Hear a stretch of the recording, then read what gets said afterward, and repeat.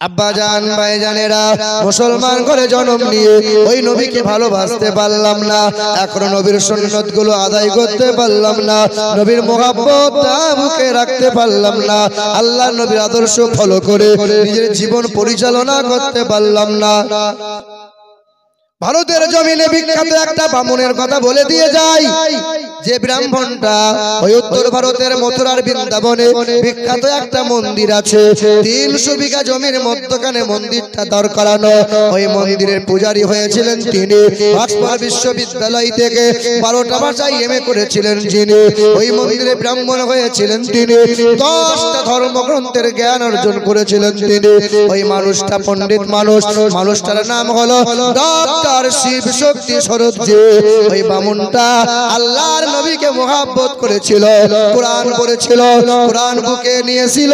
জামানার একজনা বামুনগিরি ত্যাগ করে আল্লাহর প্রিয় বান্দা হয়ে গিয়েছিল। আব্বাজান ভাইজানেরা, ওই মানুষটার নাম হলো ডক্টর শিব শক্তি সরোজি।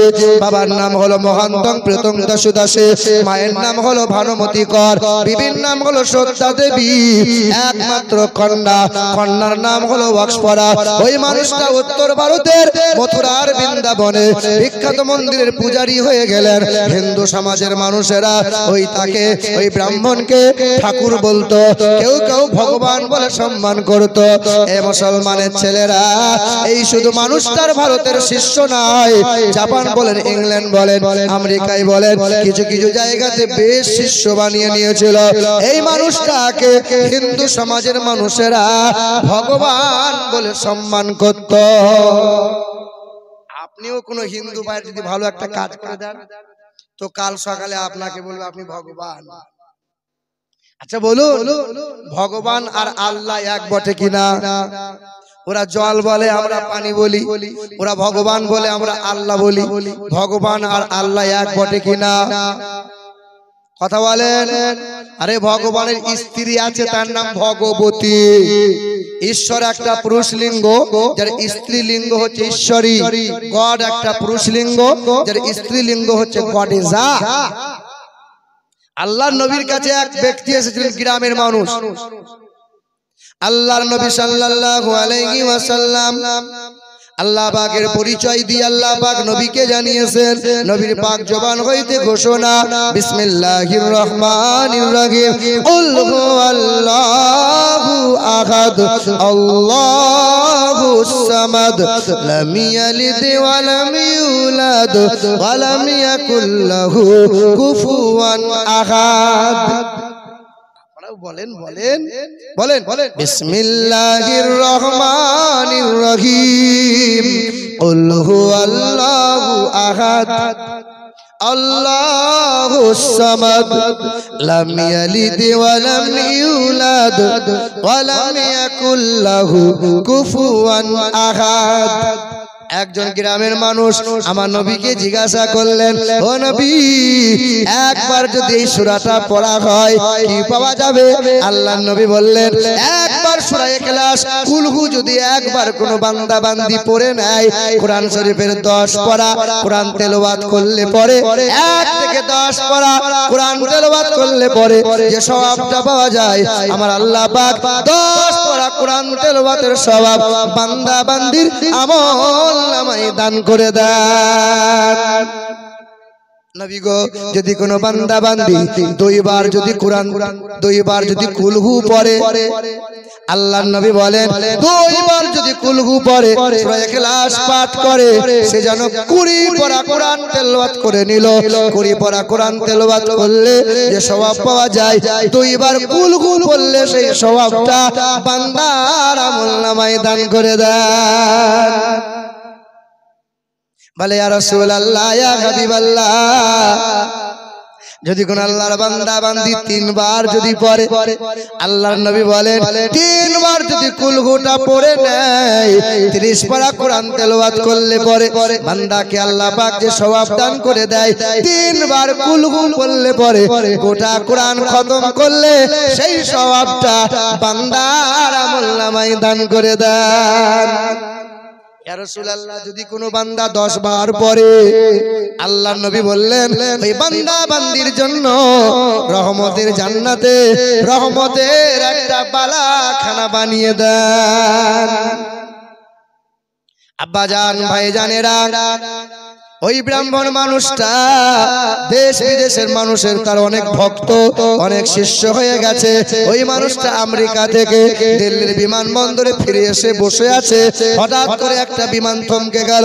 বিমানের সিঁড়ি দিয়ে পা পা করে দাড়িওয়ালা টুপিওয়ালা জুব্বা পরা মানুষ কিছু নামতেছে।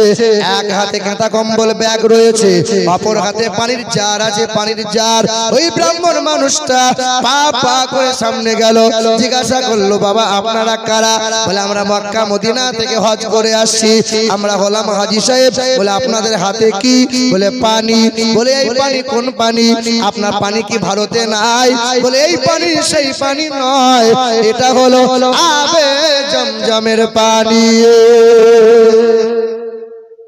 যে পানি পান করলে লিভারে কখনো রোগ আসে না, যে পানি পান করলে কখনো তার গ্যাস্ট্রিক হয় না, আলসার হবে না। সঙ্গে সঙ্গে ব্রাহ্মণ বললেন এই পানি কি আমাকে একটু দেওয়া যাবে? ওই পানিটা তিনি নিয়ে নিলেন, দিল্লির বড় ল্যাবরেটরিতে চলে গেলেন। ওই ল্যাবে ডক্টরকে বললেন এই পানিটা একবার পরীক্ষা করেন। বড় বড় ডক্টররা পানি পরীক্ষা করতে শুরু করে দিল। একবার দুইবার নয়, 10 বার পানি পরীক্ষা করার পরে ব্রাহ্মণ বাবাজিকে বলেছিলেন, ও ব্রাহ্মণ বাবাজি, পৃথিবীর অনেক পানি পরীক্ষা করলাম, সব পানিতে কিছু না কিছু জীবাণু পেয়েছি, কিন্তু এমন একটা পানি 10 বার পরীক্ষা করলাম, এক বিন্দু মাত্র কোনো জীবাণু পাওয়া যায় নাই। এই পানি হলো পাক পবিত্র জীবাণু মুক্ত পানি।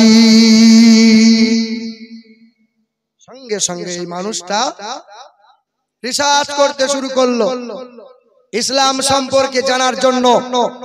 এই মানুষটা বাইবেল পড়তে লাগলো, 10টা ধর্মের জ্ঞান অর্জন করেছিল, বেদ রামায়ণ মহাভারত পড়া জানতো। এই মানুষটা কি করলো? বেদ পড়তে পড়তে দেখতে ভাই বেদের ভাষায় লেখা আছে আম সন্তা সরতি শতপতি মর্মেঘে সুন্দরম মঙ্গলম মুহাম্মাদাং। সেখানে বেদের ভাষায় সুন্দর করে লেখা আছে ঈশ্বর সর্বস্ব জগতং ব্রহ্ম সর্বদাং খালিদাং ধর্মবহং পাপমাদাং আল্লাহ ইল্লাল্লাহ অনাদি স্বরূপাই জগতং মায়নং পশু সিদ্ধনম জলচরণম ও নমো ব্রহ্মাণ্ড প্রভাসিত নমো কল্যাণ শান্তি যুগে যুগে নমো হা সর্বদা তো কল্যাণ বাসুমতী গৌরী ঋষি মৃত্যু যারা মৃত্যু আগমনী নমো আল্লাহ জ্যেষ্ঠাং ষষ্ঠাং পুরনাং পন্নাং পরম্পরাং। এ বাবাজিরা ভাইরা আমার, বেদের ভাষায় লেখা আছে তিনি হলেন আল্লাহ, তিনি হলেন জ্যেষ্ঠ, তিনি হলেন ষষ্ঠ, তিনি হলেন মহান প্রতিপালক, তিনি হলেন বিশ্ব ব্রহ্মাণ্ডের মালিক। বলেন আসমান ও জমিনের মালিক কে? আরেকটু আস্তে করে বলুন না। হায়াত মৌতের মালিক কে? আনন্দ নিরানন্দের মালিক কে? ইজ্জত বেইজ্জতের মালিক কে? জান্নাত ও জাহান্নামের মালিক কে? আল্লাহ। যিনি ধনীকে গরিব বানাতে পারেন, যিনি গরিবকে রাজার আসনে বসাতে পারেন। পারেন কি পারেন না? হ্যাঁ, পারেন কি পারেন না? একজন মহিলা সংসার করছে, বুঝলেন, বিরাট জমিদার তার স্বামী। তো স্বামী এত বড় জমিদার ধনী মানুষ, 100 বাঘ ভাল্লুক ঘোড়া, কয়েকশো দুম্বা ছাগল, বিরাট ধনী মানুষ। তো ধনী মানুষটার মন খুব ছোট। এই ধনী একদিন তার বউকে বলছে, শোনো তুমি যা করবে করো, ভিখারিকে কোনোদিন ভুলেও ভিখ দেবে না। যদি আমি দেখতে পাই তুমি ভিখারিকে ভিখ দিয়েছো, সেদিন কিন্তু আমি তোমাকে তালাক দিয়ে দেবো। খুব হুঁশিয়ারি দিয়েছে। একদিন দুপুর বেলায় একটা ভিখারি হাজির হয়েছে। এই সময় স্বামী বাড়িতে নাই। ভিখারি বলছে, মা কিছু হবে? দুদিন খেতে পাই নাই। মহিলাদের মন খুব নরম, জানটা নরম হয়ে গেছে। স্বামী বাড়িতে নাই, রুটি তরকারি নিয়ে ভিখারিকে খেতে দিয়েছে, পানি দিয়েছে, ভিখারি খাচ্ছে। এমন সময় স্বামী হাজির, জমিদার স্বামী হাজির হয়ে গেছে। তখন জমিদার স্বামী বলছে, কই গো শোনো, তোমাকে যে আমি মানা করেছিলাম যে কোনো ভিখারিকে ভিখ দেবে না, তুমি আমার কথা অমান্য করলে, তোমাকে আজকে আমি তালাক দিয়ে দিলাম, ডিভোর্স দিলাম। সেই দিন স্বামীটা বউকে তালাক দিয়ে দিল। দোষ কি ছিল? ভিখারিকে ভিখ দিয়েছিল, খাবার খাইয়েছিল বলে। কয়েক বছর চলে গেল বাবা, এই মহিলা তালাক প্রাপ্ত মহিলা আবার ক বছর পরে একজনাকে বিয়ে করেছে, সংসার করছে। এই মহিলাটার বাড়িতে একজনা ভিখারি এসে হাজির হয়েছে। এই মহিলা ভিখ দিতে এসে ভিখারিকে দেখে বেহুশ হয়ে পড়ে যায়। পাড়ার মানুষ জড়ো হয়ে গেছে, ভিখারিকে ধর, ভিখারিকে বাঁধ। সঙ্গে সঙ্গে ভিখারিকে বেঁধে দিয়েছে।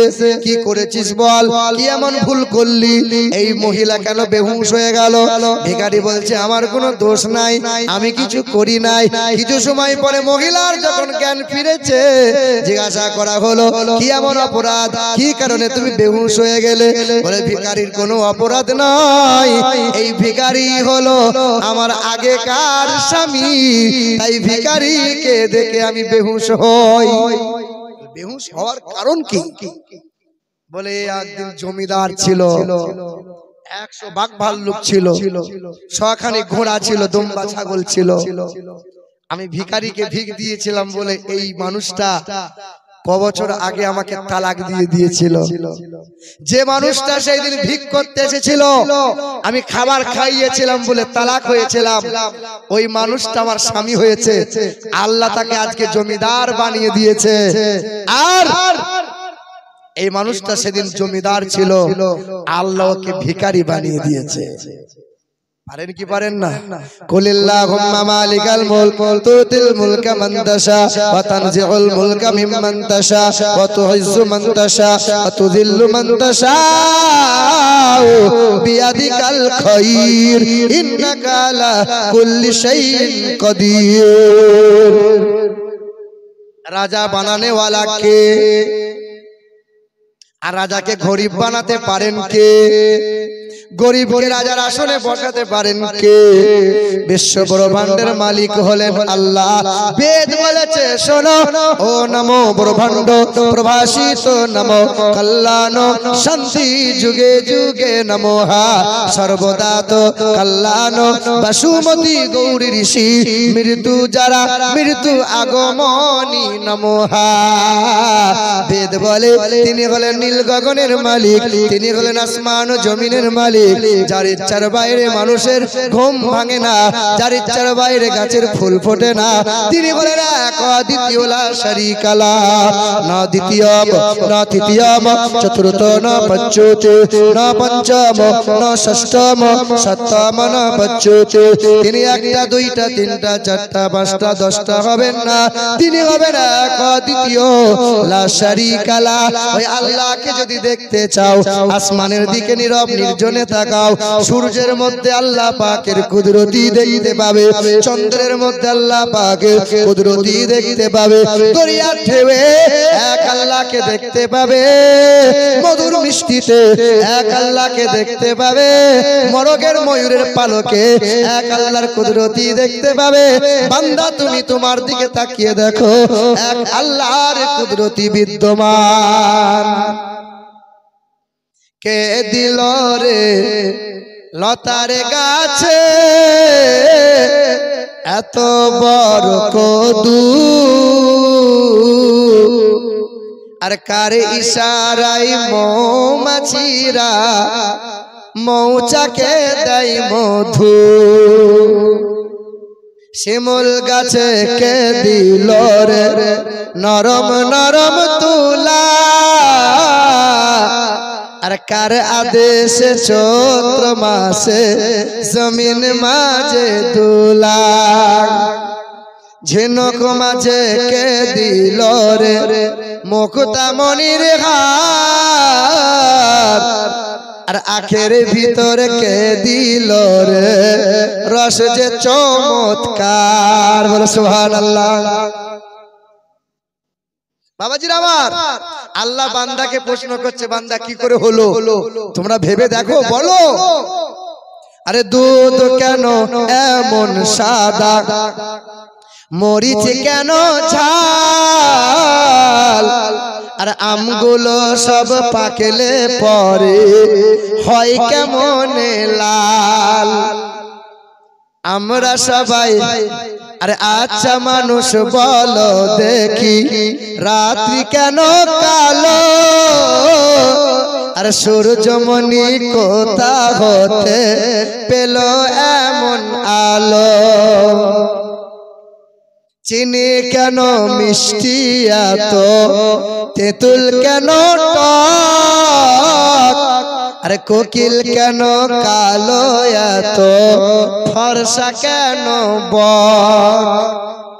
আরে সন্ধ্যাবেলায় আকাশ ঘিরে তারার আবির্ভাব,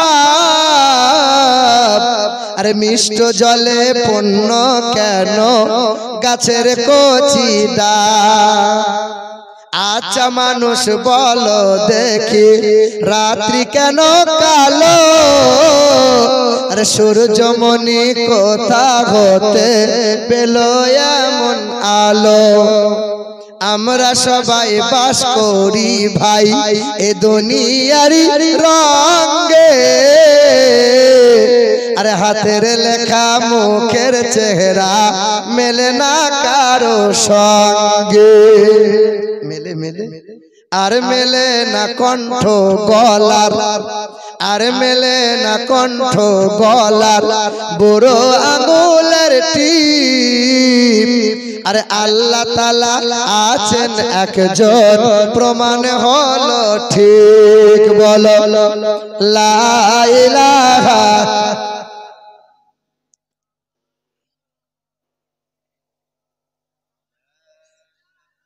ইল্লাল্লাহু মুহাম্মাদুর রাসূলুল্লাহ। জোশ নাই কেন? এ মায়েরা, মা বোনদের প্যান্ডেল ভরে গেছে, দয়া করে সামনের দিকে যে মা বোনেরা একটু আগিয়ে আগিয়ে বসেন, মা একটু আগিয়ে আগিয়ে বসেন, কথা বলিয়েন না মা, একটু জিকির করে লা ইলাহা, আরো জোরে লা ইলাহা, বলো লা ইলাহা ইল্লাল্লাহু মুহাম্মাদুর রাসূলুল্লাহ। আব্বাজান ভাইজানেরা, যে বামুনের কথা বলছিলাম, যে ব্রাহ্মণ মানুষটা ডক্টর শিব শক্তি সরোজজি একদিন পূজা করলে পরে বস্তা বস্তা ফল হয়, লাখ লাখ টাকা তার রোজগার হয়, ওই ব্রাহ্মণ পণ্ডিত মানুষটা কি করলো? বেদ পড়ে, রামায়ণ পড়ে, মহাভারত পড়ে, পড়তে পড়তে দেখতে পায় আমসন্তা সরতি শতপতি মারমেঘে সুন্দরাম মঙ্গলাম মোহাম্মদান, যিনি পৃথিবীর জমিনে একটাও কখনো কোনোদিন মিথ্যা কথা বলবেন না, কোনো মানব অথবা দানবের সাথে কোনোদিন দুর্ব্যবহার করবেন না। তিনি হলেন বিশ্বের মহান নেতা, মহাবৈজ্ঞানিক জানাবে মুহাম্মাদুর রাসূলুল্লাহ। আপনাকে হাতে কলমে দেখিয়ে দিই, আমার নবী কত বড় বৈজ্ঞানিক আপনি দেখেন। আল্লাহর নবী বলেছেন, পুরুষ মানুষেরা পায়ের গিরার ওপরে কাপড় পরিধান করো। বর্তমানে বিজ্ঞান বলে যে মানুষটা 24 ঘন্টা মোজা ব্যবহার করে বা পায়ের গিরা ঢাকা দিয়ে পোশাক পরে, ওই মানুষটার অল্প দিনে যৌন শক্তি হারিয়ে ফেলে। কেন? বলে এই পায়ের গিরাতে যে হাড় আছে, এই সূর্যের আলোতে পায়ের গিরাতে যখন পড়ে, এই জায়গা থেকে যৌন শক্তি আর হরমোনের ক্ষমতা বাড়িয়ে তোলে। যখন কোনো পুরুষ পায়ের গিরা ঢাকা দেয়, ধীরে ধীরে যৌন শক্তি দুর্বল হয়ে যায়, কমে যায়। তবে মহিলারা, আল্লাহর নবী বলেছেন পায়ের গিরা উপরে কাপড় পরিও না, ঢাকা ঢুকি দিয়ে রাখিও। মহিলাদের সূর্যের আলো লাগবে না, কারণ মহিলারা সোনা ব্যবহার করবে, সোনা মহিলাদের জন্য জায়েজ আছে।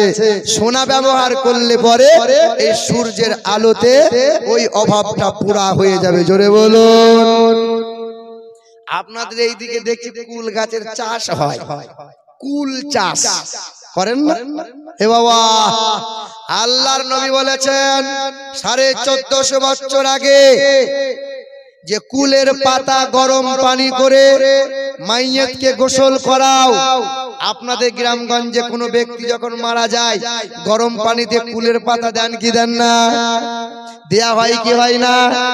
বর্তমানে বিজ্ঞানটা বলছে যে কুলের পাতাতে এমন গুণ আছে যে কুলের পাতা দিয়ে কোনো মানুষ যদি গোসল করে তার দেহের ছোট ছোট জীবাণুগুলো অতি তাড়াতাড়ি দূরীভূত হয়ে যায়। জোরে বলুন সুবহানাল্লাহ।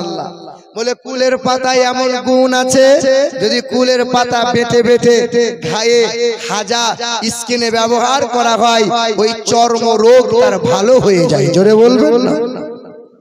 এ বাবাজিরা ভাইরা আমার, আল্লাহর নবী হলেন বৈজ্ঞানিকের বৈজ্ঞানিক, নবী হলেন বিজ্ঞানের বিজ্ঞান। আল্লাহর নবী বলেছেন তোমার ঘরের আদারে পাদারে যদি ব্যাঙ থাকে, কোনো ব্যাঙ, যে ব্যাঙের পেশাব পায়খানা, যে ব্যাঙের দুর্গন্ধ পাওয়া যায়, ওই ব্যাঙ তোমরা মেরে তাড়িয়ে দিও না। যতক্ষণ পর্যন্ত ওই ব্যাঙ থাকবে ততক্ষণ পর্যন্ত বিষধর সাপ কোনোদিন আপনার বাড়ির আশেপাশে আসতে পারবে না। তবে শুনুন, ব্যাঙ কোনোদিন মারবেন না। আল্লাহর জিকির সবচেয়ে বেশি করে ওই প্রাণীটা, তার নাম হলো ব্যাঙ। এ বাবাজিরা ভাইরা আমার, আল্লাহর নবী কত বড় বৈজ্ঞানিক।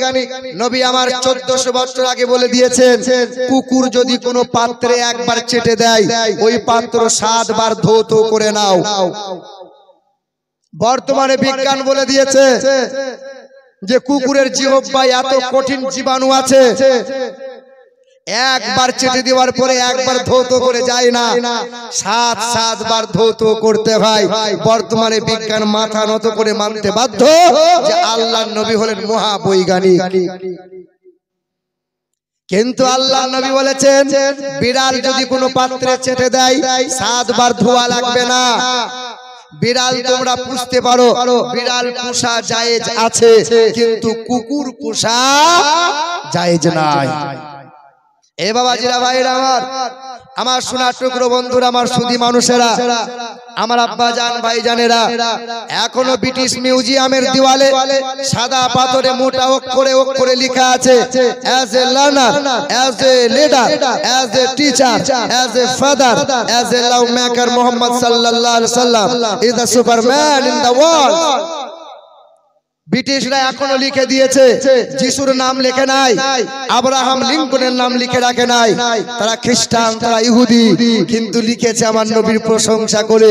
ওরা বলেছে বিশ্বের 1 নম্বর শিক্ষার্থী নবী মুহাম্মদ সাল্লাল্লাহু আলাইহি সাল্লাম, বিশ্বের 1 নম্বরের শিক্ষক মুহাম্মদ সাল্লাল্লাহু আলাইহি সাল্লাম, বিশ্বের 1 নম্বরের নেতা, বিশ্বের 1 নম্বরের পিতা মুহাম্মদ সাল্লাল্লাহু আলাইহি সাল্লাম, বিশ্বের 1 নম্বরের মহামানব, জগৎগুরু, কল্যাণকর্তা, তিনি আর কেউ নয়, গুরু নানক নয়, মহাবীর নয়, বড় ব্রহ্মচারী নয়, তিনি হলেন জনাবে মুহাম্মদ রাসূলুল্লাহ, বলি সাল্লাল্লাহু আলাইহি ওয়াসাল্লাম। তাই সেই নবীর মহব্বতে একবার ঝুমে দরুদ শরীফ পড়ি, আল্লাহুম্মা।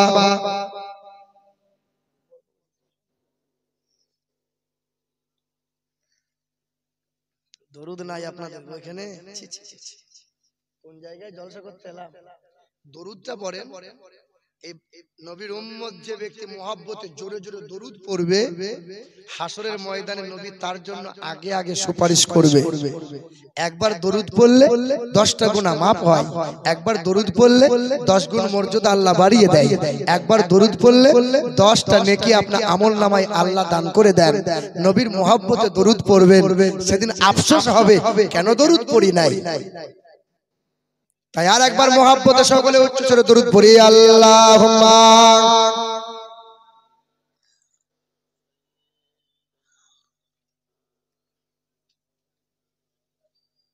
ওয়া আলা আলি সাইয়্যিদিনা आसमा जमीन चंद्र तारा जारे प्रेमेते मशगूल अरे तारे नामेते दरूद पढ़े पेओ पापिया बुलबुल अल्लाहुम्मा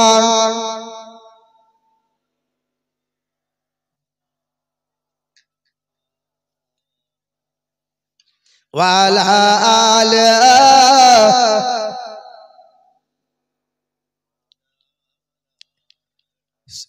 আব্বাজান ভাইজানেরা ওই উত্তর ভারতের মথুরার বৃন্দাবনের ওই মন্দিরের ব্রাহ্মণটা কি করেছিল বেদ রামায়ণ মহাভারত পড়ার পরে আমার নবীর প্রশংসা যখন জানতে পেরে গেল ওই মানুষটা মন্দিরে দাঁড়িয়ে দাঁড়িয়ে পূজা করবে এমন সময় ঢোলক বাবাজি দাঁড়িয়ে আছে ঢোল বাজাবে বলে হাজার হাজার জনতা থালাভর্তি ফল ফুল নিয়ে দাঁড়িয়ে আছে ও ব্রাহ্মণ বাবাজি আমার পূজা আগে করে দেন ঠাকুরের কথা আমাদের কষ্টের কথা ঠাকুরকে একটু বলে দেন ওই দিন মন্দিরে দাঁড়িয়ে দাঁড়িয়ে ব্রাহ্মণ বলেছিল এতদিন তোমাদের কষ্টের কথা ঠাকুরকে বলেছি আজকে আমার কথা তোমাদেরকে শুনতে হবে বলে কি বলতে চাইছো বলো সেই দিন মন্দিরে দাঁড়িয়ে দাঁড়িয়ে উচ্চ স্বরে বলে দিয়েছিল কালমা লা ইলাহা ইল্লাল্লাহু মুহাম্মাদুর রাসূলুল্লাহ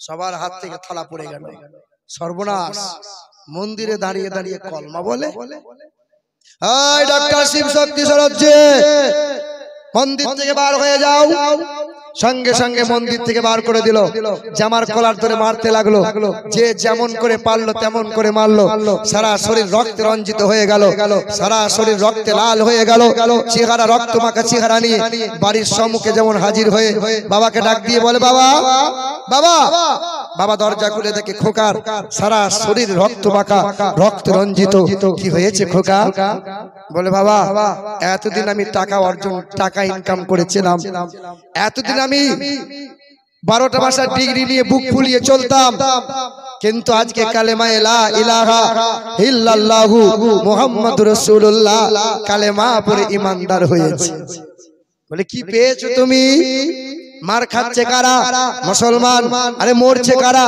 মুসলমান লাঞ্ছিত হচ্ছে কারা মুসলমান তারপরেও তুমি কালেমা পড়ে মুসলমান হতে চাইছো বলে বাবা তোমার বাড়ির সামনে যদি 5টা আমের গাছ হয় 5টা গাছই ফল এসেছে কিন্তু 4টে গাছের ফল বড্ড টক একটা গাছের ফল বড় মিষ্টি পাড়ার ছেলেরা কোন গাছে ঢিল পাথর মারবে বেশি বলে যে গাছের ফলটা মিষ্টি বেশি বলে বাবা পৃথিবীর জমিনে অনেক ধর্ম আছে সবচেয়ে সত্য হক মিষ্টি সেটা হলো দ্বীন ইসলাম তাই লাঞ্ছিত আঘাত একটু বেশি বেশি সহ্য করতে হয় বলে বাবা আমি ইতিহাস পড়ে দেখলাম আমার নবীর মতো চরিত্রবান মহাপুরুষ পৃথিবীর জমিনে 2টা নাই বলে কি পেয়েছো বলে আমি দেখলাম যে আল্লাহর নবীকে মারার জন্য বেঈমানরা চক্রান্ত করেছিল আল্লাহর নবীর রাস্তায় কাঁটা বিছিয়েছিল আল্লাহর নবীকে গালমন্দ করেছিল কখনো নবীকে মেরে দাঁত ভেঙেছিল কখনো নবীকে তায়েফের ময়দানে বেহুশ করে দিয়েছিল কখনো আমার নবীকে জাদুকর বলেছিল কখনো আমার নবীকে লম্পট বলেছিল কখনো নবীর মাথা কাটবো বলে 100 উটের প্রতিযোগিতা লাগিয়েছিল কখনো আমার নবীর বিরুদ্ধে বাজে বাজে অপমানজনক কথা বলেছিল কিন্তু নবী কোনোদিন কারো প্রতি বদদুয়া করেন নাই আপনারা শোনেননি যে একজনা বুড়ি মহিলা আল্লাহর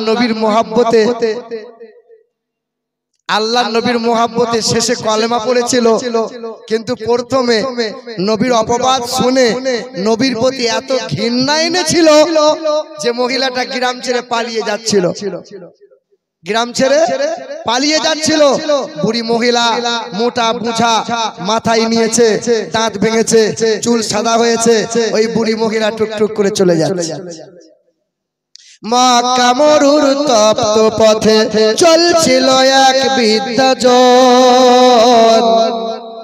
এই কবিতাটা বলেছিলাম ওই দিনে ওই যেখানে এসেছিলাম জায়গা রামচন্দ্রপুর ওখানে হ্যাঁ পাশের গ্রামে আবার আপনাকে শোনাচ্ছি শোনেন মক্কা মরুর তপ্ত পথে চলছিল এক বৃদ্ধজন। আরে মস্ত বুঝা মাথায় ছিল, কাঁপছিল তার দুই চরণ। দাঁতে ভেঙেছে বয়স ভারী, আর পেকেছে মাথার কেশ। ক্লান্ত ছিল বুড়ির শরীর, ধুলাই ধূসর মলিন বেশ। সামনে এসে এক যে যুবক ভিতরে কয় আম্মা জান, এই বুঝাটি বইলে মাগো বাঁচবে বলো তোমার প্রাণ। দাও তুলে দাও আমার মাথায়, তুমি শুধু পথ দেখাও। যেথায় যাবে শান্তি পাবে আম্মা তুমি পাবারাও। লয়ব না মা পয়সা করি, চাইব দুয়া আশীর্বাদ। তোমার সেবা করলে মাগো এই এতিমের মিটবে সাদ। বুড়ির বুঝা মাথায় নিয়ে চলল যুবক পথে ধরে, আর মানব সেবার খুশির হাওয়া বইছে যে তার অন্তরে। বুড়িটা টুকটুক করে যায়, আর বুঝা যুবক মাথায় নিয়ে পা পা করে যায়। কিছু দূর যেতে যেতে যুবক তখন বুড়িকে বলে, বৃদ্ধাটিকে শুধাই যুবক, যাচ্ছ কোথায় আম্মা জান? আরে মন কেন মা ভরাক্রান্ত, দুই নয়নে অশ্রুবাণ। বৃদ্ধা বলে কালকে নাকি, ও বাবা, বৃদ্ধা বলে কালকে নাকি আসবে গায়ে মুহাম্মদ। বৃদ্ধা বলে কালকে নাকি আসবে গায়ে মুহাম্মদ। মোহাম্মদ লোকটা এত খারাপ, বড্ড ভীষণ বদ। সেই ভয়েতে গ্রাম ছেড়েছে, যাচ্ছি চলে অন্য গ্রাম। শুনলে বাছা দুঃখ আমার, বুঝলে এবার মনস্কাম। গ্রামে কি আসবে? মোহাম্মদ। সেই ভয়ে থেকে আমি গ্রাম থেকে পালাচ্ছি অন্য গ্রাম। একটু পরেই বৃদ্ধা বলে, ওইখানে মোর চলার শেষ। নামিয়ে দেবা বুঝা আমার, করলে দারুণ কষ্ট ক্লেশ। বুড়ির বুঝা নামিয়ে দিয়ে চলল পথিক ফিরার পথ। তখন বলল বুড়ি, তোমার মতো আর দেখিনি কাউকে সৎ। ও বাবা, ফুলের মতো মুখটি তোমার, মায়াই ভরা তোমার প্রাণ। কি নাম তোমার, কোথায় বাড়ি, যাও না বলে আব্বা জান। তখন যুবকটা ছুটে এসে নিজের পরিচয় দিচ্ছে। যুবক বলে, করুন দোয়া না হয় যেন আমি বদ। ওমা, যার ভয়েতে ভাগছো মাগো আমি তো সেই মুহাম্মদ। যার ভয়েতে ভাগছো মাগো আমি তো সেই মুহাম্মদ। তা আল্লাহর নবীর মতো মহা চরিত্রবান ব্যক্তি পৃথিবীর জমিনে আর দুটো হবে না। বাবাজিরা, ভাইরা আমার, সেই দিন ব্রাহ্মণ মন্দিরে দাঁড়িয়ে কলেমা বলেছিল। আজ বাবা তখন ছেলের সামনে বলছে, লা ইলাহা ইল্লাল্লাহু মুহাম্মাদুর রাসূলুল্লাহ। শুধু বাবা নয়, মাও কলমা পড়ে নিল, বিবিও কলমা পড়ে নিল, একমাত্র কন্যা সেও কলমা পড়ে নিল। সকলে কালেমা পড়ে ঈমানদার হয়ে গেল। হ্যালো, বিশেষ ঘোষণা ভাই, সাইকেলের চাবি পাওয়া গেছে একটা। কোন ব্যক্তির সাইকেলের চাবি হারিয়ে গেছে, মঞ্চে জমা আছে, সাইকেলের চাবিটা এখান থেকে নিয়ে যাবে। যে ব্যক্তির চাবি হারিয়ে গেছে, সাইকেলের চাবি মঞ্চে জমা আছে, এখান থেকে চাবিটা গ্রহণ করবে। দরুদ শরীফ পড়ে আল্লাহুম্মা সাল্লি আলা মুহাম্মাদ ওয়া আলা আলি